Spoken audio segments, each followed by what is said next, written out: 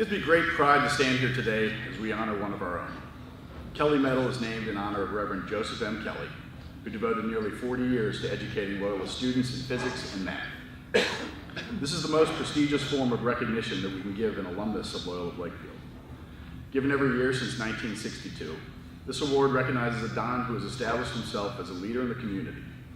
This applies to excellence in his professional life, a noteworthy involvement with the church, and demonstrated civic participation. Most importantly, the alumnus is recognized for how his personal, family, and public life serves as a model and example to the students and graduates of Loyola Blakefield. Each year, a number of former Dons are nominated by classmates and peers for this award. The Alumni Association makes the difficult decision to choose one of the nominees. This year, the Loyola Blakefield Alumni Association has chosen Michael Abromaitis, the class of 1958, as the Kelley Medal recipient. Mike Abromaitis, or Abro as he was known in these parts, always knew he was going to be a Don. His father went to Loyola back when the school was located downtown on Calvert Street. During his time at Loyola, Mike was a member of the football team. He was also an excellent lacrosse player, although lacrosse did not become a recognized sport at Loyola until 1959, the year after Mike graduated. He went on to a great career down the road at Loyola College. He later served as a color commentator for radio and TV broadcasts for the Greyhounds lacrosse teams. He also served as an infantry company commander in the U.S. Army and was airborne and Ranger qualified. He's the proud recipient of the Korean Defense Service Medal. Mike is now an attorney with Wright, Constable, and Skeen. He joined the firm in 1967, has been a partner since 1972. He specializes in corporate law, nonprofits, estates, and trusts. Graduated from Loyola College in 1962, and the University of Maryland Law School in 1967. Additionally, he completed a Master's of Law at Georgetown in 1971, Master's of Liberal Arts at Johns Hopkins in 1990. He has served on numerous boards of local nonprofits, including Loyola Blakefield, the Baltimore Opera Company, Walters Art Gallery, and Notre Dame Prep. In addition to his professional career and involvement in local charities and nonprofits, Mike's been an ardent supporter of the mission of Loyola Blakefield and a mentor to many fellow Dons. In fact, this past fall, Mike was asked by Mr. Delgadio to speak to the freshman class about one of his most passionate hobbies, Renaissance art. Mike has taught classes on medieval art and architecture, medieval arms, armor, and warfare, and has been a special consultant on arms and armor to the Walters Art Museum. In nominating him for this award, a classmate stated that Mike has proudly carried the Men for Others banner in each and every one of his meaningful endeavors. He is a Don we can all emulate and proudly claim as one of our very best. So would everybody please join me in welcoming the 2016 Kelley Medal recipient, Mr. Mike Abromaitis.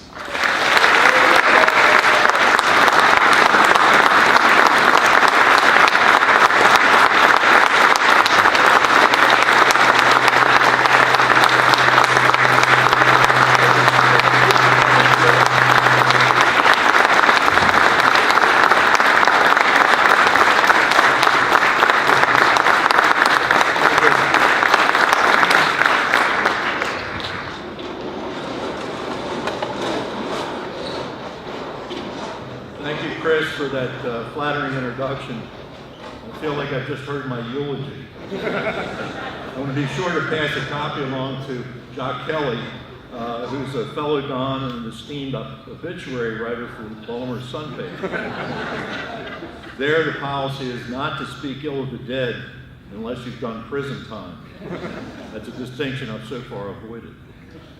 Reverend Fathers, President Day, family, respected guests, Loyola administrators, teachers, and seniors. Thanks to those of you who ventured forth so early this morning. It's with great humility that I accept today's award, recalling so many prior recipients who were truly deserving, a number of which are here today.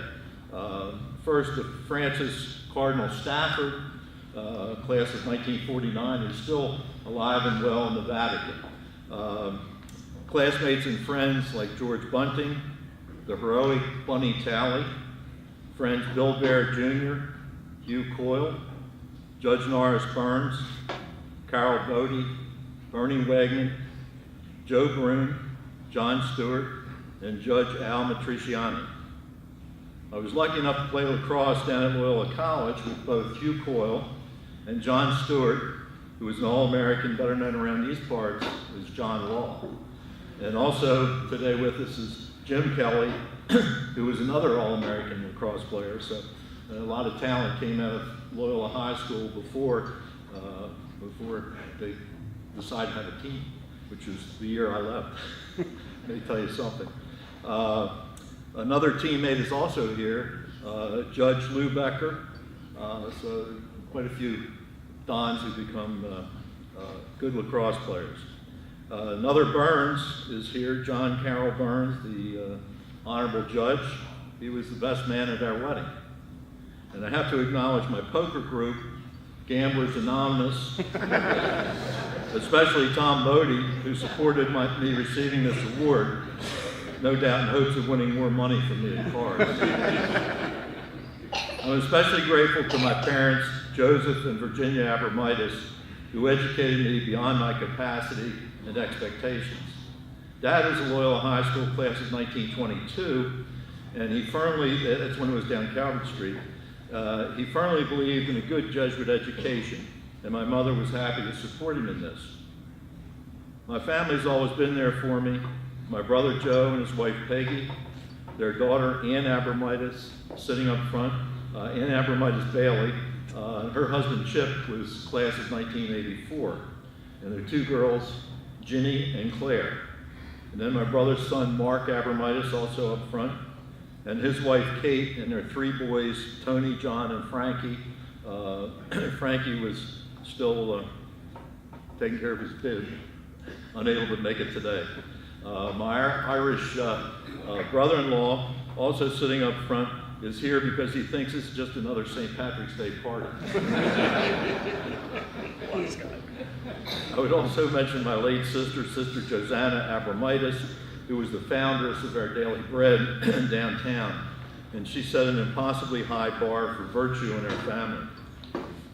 As to my main source of support and strength, there's no one like my wife, Sue, who many of you know, also up front. For those who don't know her, she's taught English at Loyola University for a number of years, a lot of years, and she's still going strong. Her interest in Catholic education has inspired her to serve on numerous archdiocesan boards, including Seton High School, Seton Keogh High School, Mount DeSales, the St. Thomas Aquinas School Board, as well as the College of Notre Dame, now Notre Dame University of Maryland, and the Peabody Institute. I recite these particular board experiences because she has a firm idea of the quality of students that many high schools produce.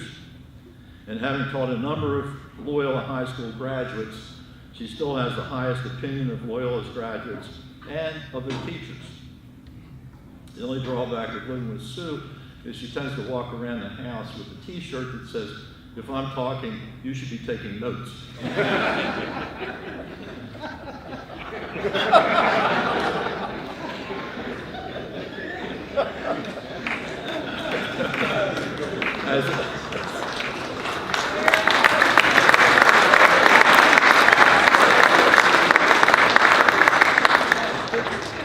As a senior alumnus or Golden Don, I can remember when Father Kelley was a physics teacher here rather than a medal. And when Father Sheridan was a homeroom teacher rather than a middle school building. As a matter of fact, I had Father Sheridan, or Buck, as we used to call him behind his back, for a full year of homeroom, which meant English, Latin, theology, 5 days a week. Buck had close-cropped white hair, wire-rimmed glasses, which at times reminded us students of a trained interrogator. He had a refined sense of sarcasm that few found funny at the time, unless the target was somebody else. For example, a student sitting next to me during our first weeks in Loyola High School, who is now a world-famous jazz musician, was called upon by Buck for his daily Latin translation of Caesar's Gallic Wars. After some stumbling efforts to fake it, the student confessed that he had not had time to do the assignment because he'd been trying out for the freshman football team and was tired that night. Father Sheridan paused, looked at the class, scratched his head, as he always did, and said, "Mr. Lenhart, that's all right. That's all right. Class, it's not a problem. Just remember, never let schoolwork interfere with your extracurricular activities." Easier for him to say. No one missed Buck's gripping irony. However, few, including myself, I'm sorry to say, appreciated Father Sheridan's total commitment to shaping ignorant freshmen into men capable of academic accomplishments. His weekend assignments to various parts of Baltimore City to write blue book essays were famous. We all hated them. As a matter of fact, my wife said, "I heard about the blue book essays before I knew Father Sheridan."